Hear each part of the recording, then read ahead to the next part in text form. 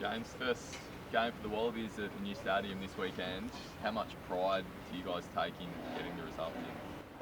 Oh, a lot of pride. We're coming off a good result last week down in Adelaide, and to be given the opportunity to play the first rugby game here at a new stadium in Sydney, it's going to be a special day.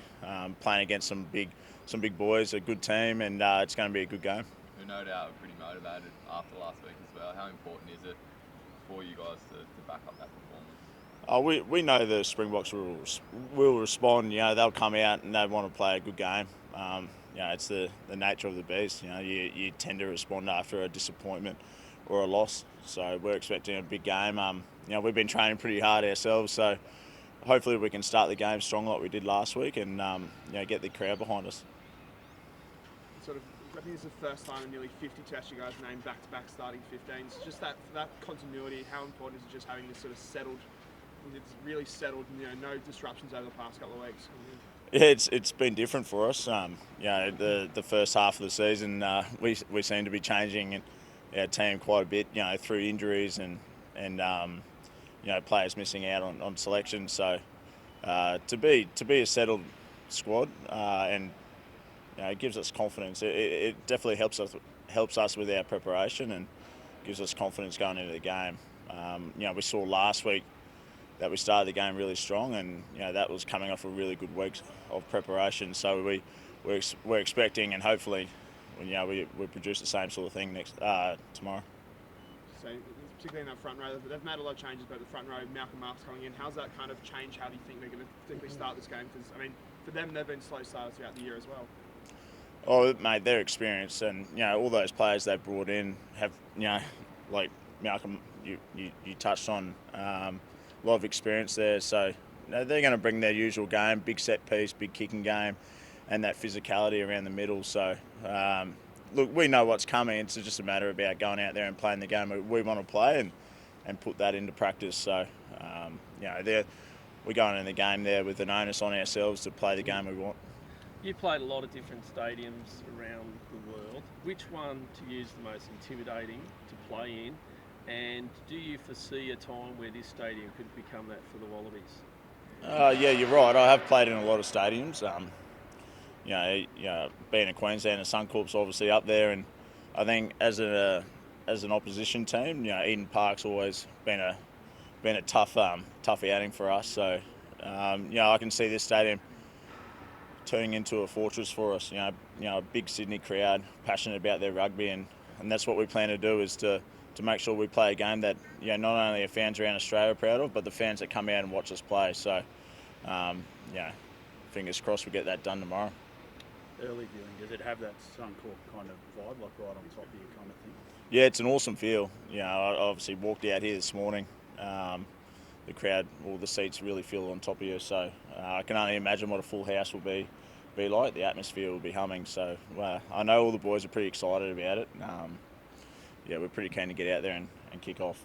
Can that be the ingredient, you think, this week? You talked about the Springboks will want to bounce back after a loss. You guys bounce back after a loss.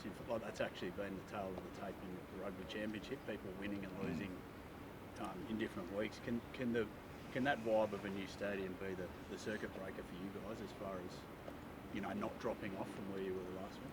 Yeah, well, it's been a challenge for us this year. We haven't been able to back up a good performance with another one. And, it's been spoken about this week. I'd like to be in a team where we don't rely on a stadium to get us up for a game, but it's, naturally going to be a help for us. A new stadium, big crowd, sold out. Hopefully they're all Wallaby fans. But, the key for us is backing up a good performance, and that's been our theme this week. You said you talked about that sort of inconsistency and not being able to back up. What do you put it down to? Like, what are you sort of saying about it?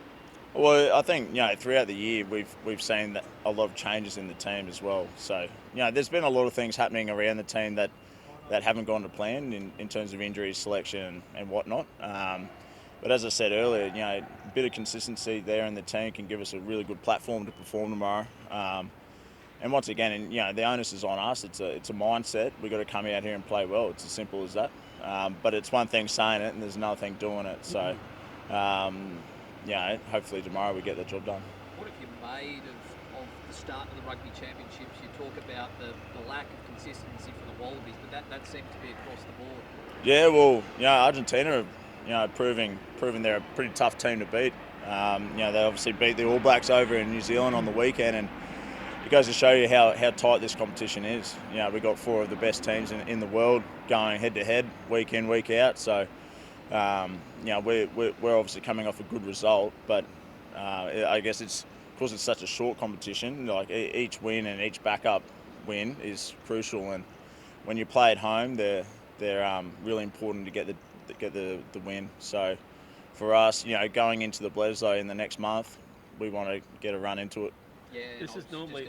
I was just going to touch on that in terms of not looking. You're not obviously looking past Saturday, but obviously one eye on the Bledisloe, and given the All Blacks and their struggles, do you see this game as really important as building momentum for what might be your best chance to win a Bledisloe in 2 decades? I think winning is a habit, and it does create momentum. So, we're obviously not looking ahead at the Bledisloe at all at the moment, but we want to be winning games. We want to be winning games for ourselves, but also our fans and the jersey. So at no point do you go out there and not try and win. That's probably the fundamental of why we do it, why we wake up in the morning, is to win a game of rugby. Momentum is a big thing in sport, and hopefully we gain a bit of momentum going into that clash with the All Blacks. This is normally a question, say, for World Cup years, but I'll get in early. Yeah. The result, the Northern Hemisphere teams did really well on their Southern tours this year. Yep. People historically better than they ever. Do you think that the gap is closing between North and South? And is there anything you could put that down to, perhaps with the changes to Super Rugby over the last few years? Do you think that may have contributed to it? I don't think Super's played a part in it, but I definitely think the gap's changed or closed. It just goes to show, the top 6, 8, 10 teams in the world are very competitive against each other, and that's what you want in rugby. It's a global game. It's the World Cup next year will be really interesting to see who really comes out on top, because I can see 6 teams there really pushing for the cup. So I don't know, mate. I see it as a really interesting factor for our game, because you want that competition. You don't want to know who's going to win on the day. So I feel like it creates a good vibe in the sport, and that's something we need. Does that fight the importance of consistency? So when you need to win a couple of games in a row, you can? Yeah, well, you look at the World Cup, it's a tournament, and you got to win more than 2 in a row if you're going to win it. It's important, and as I said earlier, we go out there to play every game for a win, and that's important to us. But we understand there's a process to it, and knowing your job and doing your job are 2 different things. So, for us, consistency is a big work on for us at the moment. So, I'll admit that. Are there little strategies you can do during the week to get yourself back into the same mindset you were last week, where you were kind of dirty and had limited pride sort of territory, you know what I mean? As opposed to, there's a good vibe after a win, right? So you want to try and... Yeah, I think being honest in your review, we still want to get better as a rugby team. At no stage do we think we're the finished product, and I'm assuming everyone here knows that. But it's constantly being honest in reviewing every game. Not as a loss, but obviously you get your learnings from a game. It's obviously better learning from a win than a loss, and that's the key for us. Is obviously, picking out the things that we need to improve on, and making sure we nail that the next week. A lot of talk about the Rugby Australia war chest ahead of the home Rugby World Cup. You've played a lot of footy with Izzy, Marika now. We've seen it with Wendell, Lottie, Matt Rogers. The success. Do you support that sort of heading into such a big tournament on home soil? I support anyone playing rugby. At any stage, most of those players played rugby at a junior level, so they weren't foreign from the game at all.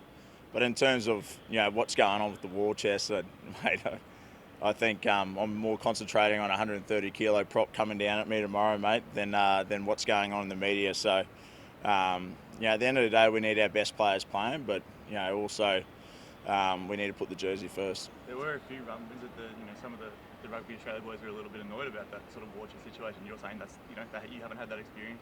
I wouldn't say we're annoyed. No. We're obviously aware of the media's the media, reports and stuff. But at no stage has it affected us. It's at the end of the day, as I said, like we got to play South Africa tomorrow. They're the defending world champions, so we got a job to do, mate. When you look at someone like Marika, would you say he's close to probably the best performer in the green and gold probably this season? And do you see probably the way he's converted across that there could be an opportunity there?